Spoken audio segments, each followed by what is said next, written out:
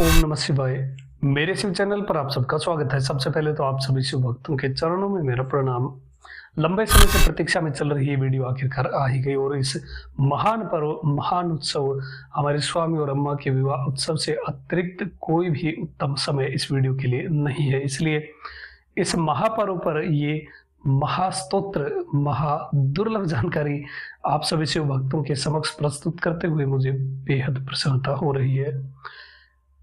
कुछ भी छुपा हुआ नहीं रहेगा इस चैनल पर और कुछ भी दुर्लभ नहीं रहेगा। सब कुछ शिव भक्तों के लिए प्रस्तुत होगा और सुलभ होगा, ताकि आपकी शिव भक्ति निसंकोच और निर्विघ्न रूप से चलती रहे और नित्य ही आप शिव के सानिध्य में गोते लगाए और अनेकों अनेक रहस्यों से अवगत हो और उन परमेश्वर की कृपा के पात्र बने। इस महान स्तोत्र के बारे में एक बहुत ही विशेष बात है जो किसी अन्य स्तुति, स्तोत्र या पाठ में नहीं मिलती है, जिसके फलश्रुति में साफ साफ उन्होंने बता दिया कि किसने बता दिया और किसको बता दिया वो भी मैं आपको बताऊंगा। किंतु इस बात के बारे में पहले बात कर लेते हैं। उन्होंने ये बात साफ साफ बता दी कि इस स्तोत्र का पाठ आपको अपने दोनों हाथ उठा करके, हाथ जोड़ करके इस प्रकार से फिर इस स्तुति का पाठ, इस स्तोत्र का पाठ करना चाहिए। पहले तो ये बात क्लियर कर दूं कि इस प्रकार से मैंने पहले भी एक वीडियो में पर्टिकुलर इसी चीज के लिए वीडियो बनाई थी मैंने, कि इस प्रकार से बहुत सारे लोगों को मैं प्रणाम करते हुए देखता हूँ कहीं भी। अब मैं नाम नहीं लेना चाहता, किंतु इस प्रकार से जो प्रणाम होता है, बहुत सारे फोटोज लोग लगाते हैं इस प्रकार से, सामने मंदिर दिख रहा होता है, किंतु इस प्रकार से प्रणाम केवल और केवल परमेश्वर शिव को ही किया जाता है। अन्य किसी को भी इस प्रकार से प्रणाम नहीं करना चाहिए। इससे पाप लगेगा यदि आपने किसी अन्य को प्रणाम किया था, क्योंकि यहाँ अपने सिर के ऊपर सहस्त्रार चक्र होता है जिसके अधिपति भगवान शिव हैं। अब जो लोग शाक्त से जुड़े हुए वो ललिता अम्मा को भी इस चक्र का अधिष्ठात्री देवी मानते हैं, किंतु साथ ही उनके शिव भी है। ये बात आप चाहे शाक्त जाइए या फिर शैव जाइए, फिर किसी भी आप संप्रदाय में जाइए, यहाँ पर शिव हैं और यहाँ प्रणाम केवल शिव को ही होता है। इसलिए इस प्रकार से सिर के ऊपर हाथ उठा करके प्रणाम आपको केवल शिव को ही करना है। और इस स्तोत्र के बारे में ऐसा लिखा है, जो देवी उपासक है उनके लिए भी बहुत ज्यादा इंपॉर्टेंट ये स्तोत्र है, और जो शिव उपासक है उनके लिए भी ये इंपॉर्टेंट स्तोत्र है। अब यहाँ पर सीधा सीधा उन्होंने बता दिया कि इस स्तोत्र का पाठ आपको अपने सिर के ऊपर हाथ उठा करके, हाथ जोड़ करके फिर करना चाहिए। क्यों करना चाहिए, ये इंपॉर्टेंट चीज है, क्योंकि उन्होंने ऐसा कहा। देखिए, आप ये सब शिव पूजा किसके लिए कर रहे हैं? आप उन परमेश्वर भगवान शिव के सानिध्य को प्राप्त करने के लिए कर रहे हैं, आप उनके दर्शन प्राप्त करने के लिए कर रहे हैं। आप चाहते हैं कि कम से कम एक बार ही उनकी दृष्टि हम पर पड़े।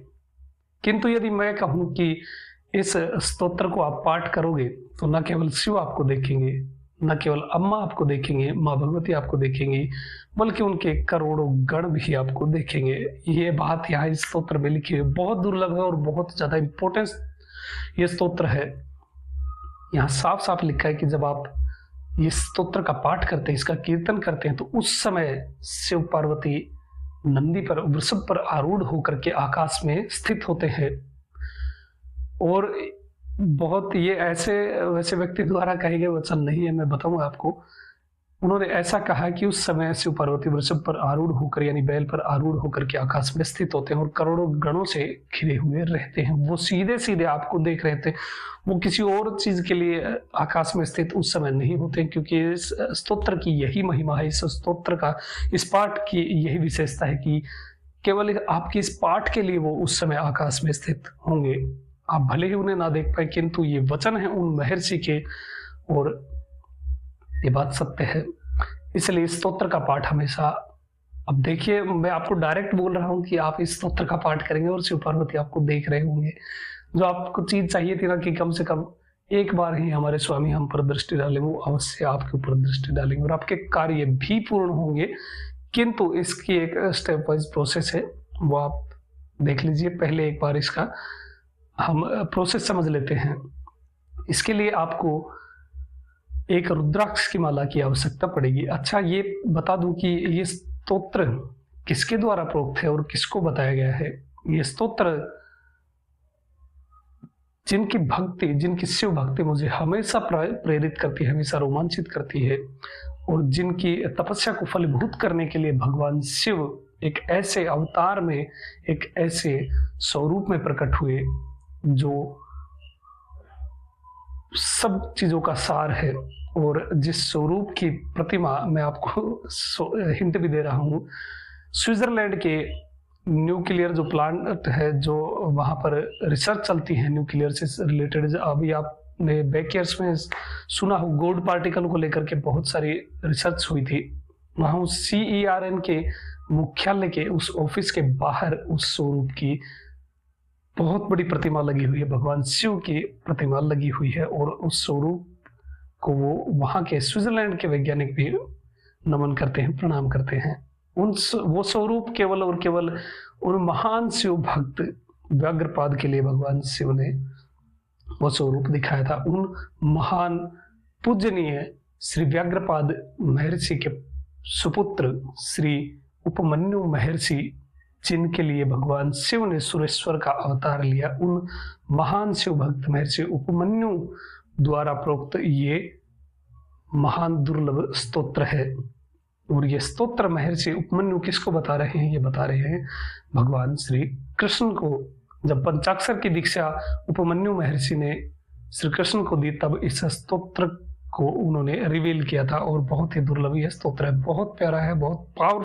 एक विशेषता इस स्तोत्र की यह है कि इस स्तोत्र में इंस्ट्रक्शन या स्तुति, देखिए बहुत सारे स्तोत्र में स्तुति होती है, प्रशंसा होती है कि आप ऐसे हैं, इस प्रकार हैं, इस प्रकार हैं, किंतु इस स्तोत्र में इंस्ट्रक्शन दिए गए हैं और निर्देश दिए गए हैं। एक जीव से लेकर के ब्रह्मा तक को 64 योगिनियां, डाकिनियां, शाकिनियां, जितने भी जीव हैं, भगवान नारायण के जो 10 अवतार हैं, उनके जो गण हैं, शिव के जो गण हैं, गणेश जी के गण हैं, कार्तिकेय भगवान के गण हैं, इन सब से निवेदन भी किया गया है, और इन्हें ऐसा भी बोला गया है कि शिव की आज्ञा से ये मेरा कार्य पूर्ण करें। अब शिव की आज्ञा कौन टाल सकता है? इसलिए बहुत इंपॉर्टेंट स्तोत्र है। इस स्तोत्र से आपके कार्य अवश्य ही बनेंगे। अब इस स्तोत्र के बारे में बात कर लेते हैं। पहले तो महाशिवरात्रि पर आप इसे कर रहे हैं तो लिंग पूजा आपको अवश्य ही करनी है। शिवलिंगम की पूजा करने के बाद अभिषेक वगैरह, नैवेद्य अर्पण जो भी हो जाए, इसे डेली प्रोसेस में भी समझ लीजिएगा, और महाशिवरात्रि के बारे में भी मैं बता रहा हूँ। दोनों ही, या नित्य कर रहे हैं तो भी, और महाशिवरात्रि पर कर रहे हैं तो भी, आद्रा नक्षत्र, अष्टमी, सोमवार, पूर्णिमा, अमावस्या, जब भी आपका मन करे जब आप इसको कर सकते हैं, या फिर कंटिन्यू आप डेली से 1 महीने तक करके देखिए और फिर जीवन में बदलाव।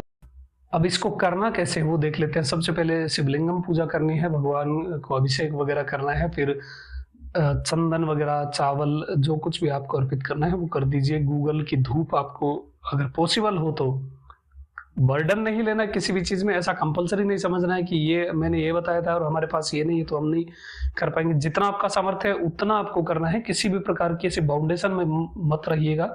और बहुत सारी चीजें ऐसी है उस समय उपलब्ध नहीं होती है, किंतु हमारा प्रेम भाव तो उमड़ रहा होता है ना, तो प्रेम भाव इंपॉर्टेंट है। जितना सामर्थ्य हो, जितना अभी आपके पास उपलब्ध हो, उतना भगवान के लिए करिए, और फिर प्रेम भाव से इस स्तोत्र का पाठ करना है। अब लिंग पूजा वगैरह हो गई, उसके बाद आपको भगवान को पंच पूजा दिखानी है, आकाश की तरफ दिखानी है। वैसे तो हम विग्रह की ओर दिखाते हैं, लिंगम की ओर, किंतु यहाँ केस दूसरा है, यहाँ वो स्वयं उपस्थित रहने वाले हैं। तो लिंग पूजा के बाद आपको पंच पूजा आकाश की ओर देखते हुए आपको करनी है। हो सके तो उत्तर की ओर मुख करके ही आप इस स्तोत्र का पाठ करें तो ज्यादा बेटर होगा। और पंच पूजा यदि आपको नहीं आती है तो लिंक यहाँ आई बटन पर आ रहा होगा या डिस्क्रिप्शन में भी है। महाशिवरात्रि की जो वीडियो डाली थी मैंने, उसमें पंच पूजा पूरी बिल्कुल आराम से समझा के बताई हुई है, वहां जाकर के आप सीख सकते हैं। पंच पूजा आपको भगवान के ऊपर प्रदर्शित करनी है। पंच पूजा हो गई, उसके बाद इस स्तोत्र का पाठ आपको करना है। इस स्तोत्र का पाठ करने से पहले मैं चाहता हूं कि आप 1-2 दिन, अभी समय है तो ठीक है, नहीं है तो कोई बात नहीं, किंतु जब भी समय मिले आप इस स्तोत्र का हिंदी अर्थ भी देखें। इस स्तोत्र के श्लोक का हिंदी अर्थ भी देखिए, ताकि आपको ये चीज हैबिट में आ जाए। अब मान लीजिए आप श्लोक कर रहे हैं तो कम से कम आपको ज्ञात होना चाहिए कि आप उस समय उस श्लोक बोल रहे हैं तो उसका अर्थ क्या है, आप भगवान को क्या कहना चाह रहे हैं, तो भाव अंदर से और अच्छे उमड़ करके आएंगे। तो ये एक प्लस पॉइंट होगा। दूसरी बात, अब ये स्तोत्र मान लीजिए आपने कर लिया, अब इस स्तोत्र के जस्ट बाद आपको पुनः आकाश की ओर देख करके भगवान को पंच पूजा दिखानी है। पंच पूजा हो गई, उसके बाद तुरंत जो जिस आसन पर आप बैठे हैं, बैठ कर रहे हैं तो ठीक है, खड़े होकर कर रहे हैं तो ठीक है, उस आसन को आपको 3 बार, आसन के नीचे की भूमि जो है, उस आसन की भूमि को 3 बार स्पर्श करके आपको अपने मस्तक पर इंद्राय नमः बोल करके अपने मस्तक पर लगाना है। जैसे इंद्राय नमः ऐसे 3 बार आपको करना है। फिर ताकि आपके उस स्तोत्र का फल सेफ रहे, फिर आपको दंडवत हो जाना है। बिल्कुल ऐसे केवल हाथ जोड़ने से काम नहीं चलेगा या साष्टांग करने से नहीं, बिल्कुल डंडे की भांति आप जमीन पर गिरिए, भगवान को प्रणाम करिए। ये प्रोसेस है, ये आपको फॉलो करनी ही पड़ेगी इस स्तोत्र के लिए। और हमारे स्वामी के सामने दंडवत करना, तो इसका भी मैं कभी आपको वीडियो बना करके अलग से बताऊंगा। इस भगवान को दंडवत करने से क्या पुण्य आपको प्राप्त होता है, इसलिए दंडवत होकर के प्रणाम करिए। प्रणाम करने के बाद आपको जो माला आपकी जपने की है उससे ओम नमः शिवाय या केवल नमः शिवाय का 108 बार जाप करना है, यानी एक माला आपको करनी है। ये एक माला हो गई। उसके तुरंत बाद नमः शिवाय जप के तुरंत बाद एक माला और आपको ओम नमः शिवाय, यहां आपको डिफरेंस पता चल जाएगा। ओम नमः शिवाय इस या फिर केवल नमः शिवाय, ये मंत्र माता का है, ये मंत्र माता भगवती का है, देवी पार्वती का है। इसका भी एक माला जप आपको करना है। ये एक पंचाक्षर भगवान शिव का और एक पंचाक्षर अम्मा का, दोनों का एक एक माला आपको जप करना है। जप के बाद आपको इस जप का जो फल है वो भगवान शिव को अर्पित कर देना है। किस प्रकार से करना है? हाथ में जल ले लीजिए, सिंपल भाषा में आप बोलिए कि मेरे द्वारा किए गए इस जप का फल मैं भगवान सदाशिव को अर्पित करता हूँ। ये भी बोल सकते हैं, या फिर आप हाथ में जल लेकर के बोल सकते हैं अनेन जपाख्येन कर्मणा भगवान सदाशिव प्रियताम नमः। ये मंत्र आपको यहाँ इस स्क्रीन पर दिख रहा होगा। इस मंत्र को बोलते हुए या फिर इजीली जो आपको अपनी भाषा में है कि मैं इस जप का पूर्ण फल भगवान सदाशिव को अर्पित कर रहा हूँ, इस प्रकार से आपको जल भगवान के पास में या लिंगम के पास में छोड़ देना है और फिर भगवान से क्षमा प्रार्थना करनी है। क्षमा प्रार्थना के लिए आप अपनी भाषा का प्रयोग कर सकते हैं, बिल्कुल जो भी आपको उचित लगे, हिंदी में या फिर आपकी जो लोकल भाषा है वो भी आप प्रयोग कर सकते हैं, या फिर आप संस्कृत में बोलना चाहे तो वो भी कर सकते हैं। ये एक प्रोसेस हो गई। अब बात कर लेते हैं इस महान इस स्तोत्र की फलश्रुति के बारे में। देखिए इस स्तोत्र के बारे में लिखा है, जो ये परम पुण्य स्तोत्र शिव और शिवा के हृदय को अत्यंत प्रिय है, यानी माँ भगवती और भगवान सदाशिव दोनों को ही ये प्रिय है। संपूर्ण मनोरथों को देने वाला है और भोग मोक्ष का एकमात्र साक्षात साधन है। जो एकाग्रचित हो प्रतिदिन इसका कीर्तन अथवा स्मरण करता है, यानी सुनता है, वो सारे पापों को शीघ्र ही धो बहाकर भगवान शिव का सायुज्य प्राप्त कर लेता है।